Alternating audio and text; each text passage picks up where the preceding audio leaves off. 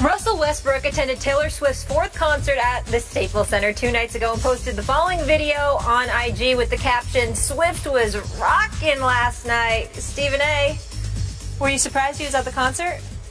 I'm not surprised about anything with Russell Westbrook because I think to say he's eccentric would be kind. I mean, whether it's the wardrobe or anything else, I mean, that's who he is. But it works for him, and he's a superstar. He gets the right to do that. I'm happy he's happy. Yeah, I'm with you. He delights in being shockingly different, and I like and respect that. It's his attire, it's his choice of music, it's his shot selection. You just never know what he's going to do because he's going to do what he wants to do, and he doesn't care what you think about what he chooses to do. Now I know he's earned it. Yeah. I ain't mad at him. And I'm telling you right now, Westbrook's making some money off of that, too. Don't be fooled. Brother knows what he's doing. Stephen A., enjoy the concert tonight. No, please. Bye, guys. ESPN.com asked a panel of 200 people of vast NBA experience, knowledge, and perspective which teams will experience the most turmoil this season. And the results are in. The top 5 are numero uno, the Kings, number 2, the Knicks, number 3, the Lakers, the Mavericks, and the Clippers. Stephen A., which team do you think will have the most turmoil this season? Well, I don't believe that the Clippers should be in the top 5. I think they'll be just fine. I would flip the Lakers and put them at number 2 and the Knicks at number 3. In the case of the Sacramento Kings, I would definitely put them number 1 because George Karl had better find a way to mend fences with DeMarcus Cousins. He's got to figure out a way to get that relationship steered in the right direction because if he does not, it is going to be a problem for him for a long, long time to come, for as long as he lasts, because they're going to get rid of him. They're going to fire George Karl if George Karl doesn't find a way to fix this relationship. DeMarcus Cousins, from a talent perspective, is the best big man in basketball, as far as I'm concerned. He is lethal. He's big time. He's 24 and 12. It's automatic, too, no matter what the situation and circumstances are. And he clearly has no trust nor any love for George Karl, and he's incapable of hiding it. Somehow, some way, George Karl has lost trust from, his players, particularly DeMarcus Cousins.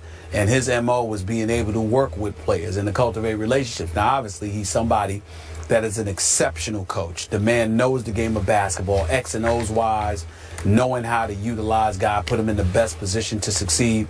George Karl is one of the best in the business. But particularly in this day and age with these guaranteed contracts, with the exorbitant amount of dollars that are being thrown out there, when there's a problem, the players are not the ones that are going to go someplace in most instances. It is going to be the coach. So somehow, some way, George Karl has got to fix that. I would say that the Lakers are a close second because Kobe Bryant is the Black Mamba. Kobe Bryant is a 5-time champion. Kobe Bryant, in all possibility, this could potentially be his swan song. Even though I'm hearing stuff about him in New York, I'll believe it when I see it. But in the end, what it comes down to is this, Skip Bayless. Kobe Bryant's going to be back. He's going to want to go out with a bang. He's going to be looking to shoot the ball. He's going to look for guys to step up and produce. And the personalities that they now have on this team, the Louis Williams, the Roy Hibberts, the Brandon Basses of the world, these are not punks. They are not going to back down to Kobe Bryant. And as a result, even though I don't anticipate that there would be problems, there very well could be, because those guys are not going to take any stuff from anybody, including a 5-time champion who's the face of the franchise. They don't care. And so because of that, you never know the potential for friction that exists there. I would say Sacramento first, Lakers a close second, the Knicks third because they're just dysfunctional by nature. And that's all I'm going to say about the New York Knicks today because I'm in Los Angeles and I really, really don't want to depress myself. Speaking of Los Angeles, I cannot tell you how much I disagree with your assessment of the Clippers. You said they wouldn't even be in your top 5, right? They'd be down the list. Yeah. I got them at 1. Number 1 on my list would be the Los Angeles Clippers, coached by one Doc Rivers, for whom I have immense respect.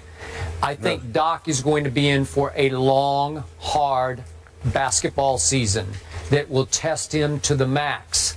test him until even he might feel like he's about to break.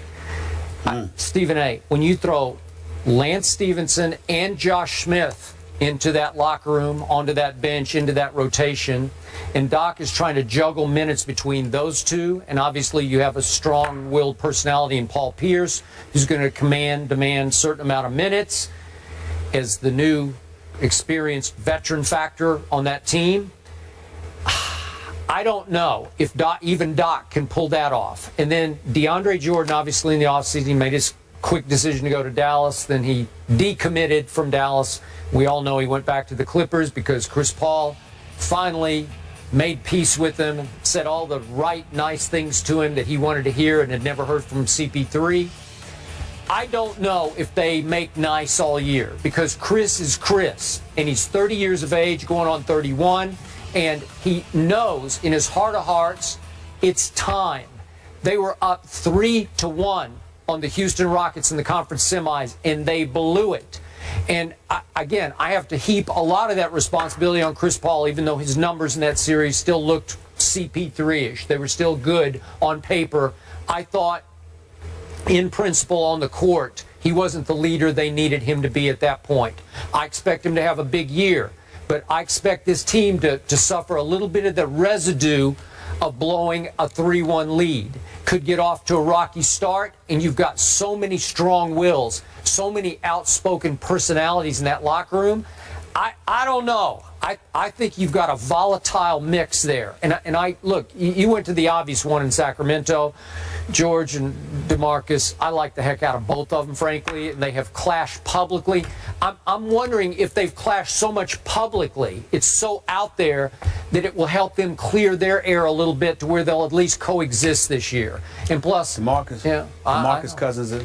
He's a different kind of kind of cat. Skip. I know him. He's a different kind of cat. I love his game. I think he's big time. He's Again, big I think time. he's the best big man in the game. I think they would have been asinine to trade him. I don't think you let him go. You deal with him. But the thing about it is, for George Karl to get there and literally to be there for just a minute and talk about trading him or allow those rumors to get out there. That you can't do that. You got to know that this is a different animal you're dealing with here.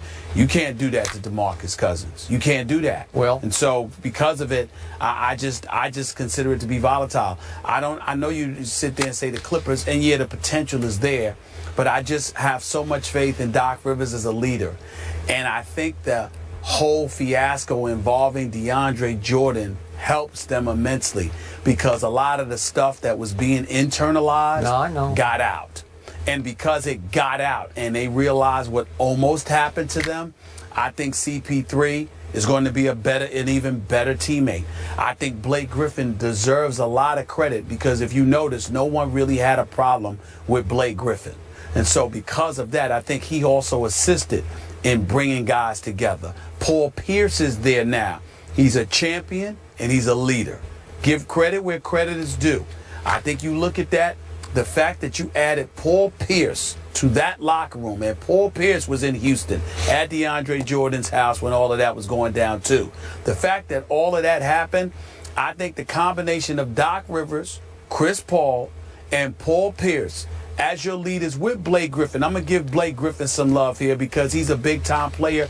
And to be quite honest with you, he's a little bit sensitive and all of that stuff. But he's a good person. He's a good person. I think that when you look at it from that perspective, I think they'll ultimately be fine.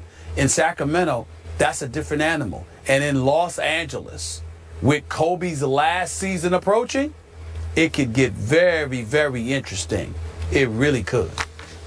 I didn't anticipate those two teams. Very interesting. I'm on record, and I'm not backing off that. Okay, we got you. Lack of faith in Doc Rivers, Skip. More First Take after the break. Keep it here.